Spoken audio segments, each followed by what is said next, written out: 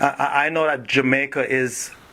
This is almost 40 years ago, and we're still talking about being light years behind the rest of the world in terms of having handicap ramps, parking, and just more programs to incorporate children with disabilities. Not just the children, but it starts with the parents, of course, giving them support, educating them, stuff like that. So this is really, really needed in Jamaica, and of course, I'm here to do as much as I can to help you and your team, Yes, I appreciate that. Yes. I also know this is not your first rodeo in terms of trying to plan something like this, but it's probably the biggest one so far. I noticed on the poster you said the first, but is it really the first? Explain that to me. It's actually, no, the conference is the 6th conference, but the expo is the first. The first expo, okay. That, Jamaica has ever, yes, and it's the first that an expo like this has ever been held in Jamaica. Well, congratulations. So it's a lot of firsts. Thank you. So it's a lot of firsts, but it's our 6th conference, and each year it gets bigger and bigger and bigger and bigger. And that just goes to show the kind of need that is there for this kind of thing. Because we started out as one little workshop. And when I did it, that was it. I just had some information that I just felt I needed to share, and that was it. I had no design to do anything else.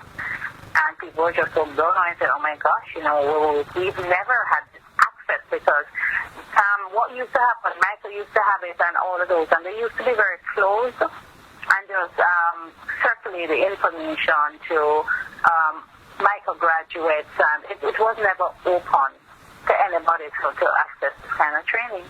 Mm-hmm. And so when I did it for the first time in 2007, people was like, oh my gosh, I thought I'd have to go away to participate in a workshop like this. And, and now today we do have a lot of different agencies offering it. But what we strive to do is always look at what the problem is, and each year there is something that we're seeking to fix. Last year we were looking at boys and wanting to shed light to how boys were being disabled in the classroom because of how we were relating to boys.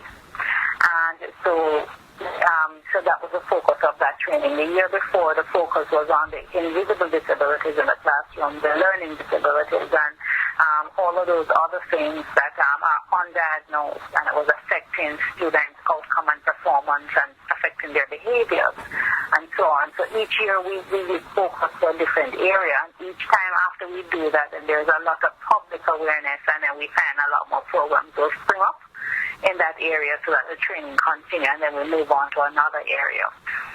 And, and so this really has been great. And for me, this training is very good because there is a trainer I work with out of California, and I was just always impressed with how, when she's looking at planning a program, she gave me a lot of assistance to help Nathan be included in his regular classroom. And she always had this just confidence and knowledge about his physical needs in the classroom during learning. And I'd never met another special educator who carried that breadth. And so I asked her one day, how you know all of this thing? And she told me about this training called MOVE. And so she sent me the information, and we linked with them, and I went. And I said, oh my gosh, I've got to get this to Jamaica. And, if you take a look at our Facebook page, there is actually a video there from MOVE, the program. The trainer who is coming, her school is a MOVE model site in Michigan, I believe, and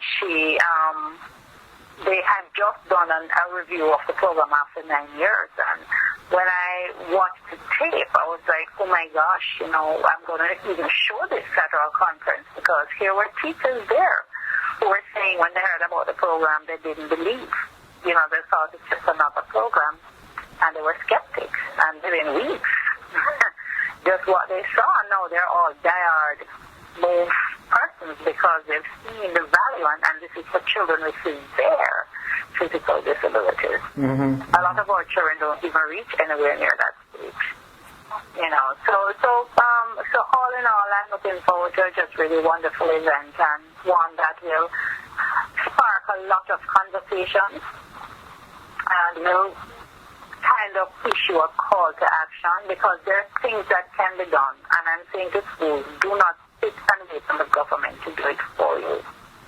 There are organizations and programs out there. Come together and get these organizations to come and do the training with you so that you can have access to what you need, so that you can make a meaningful difference in the lives of the children. Exactly. Exactly.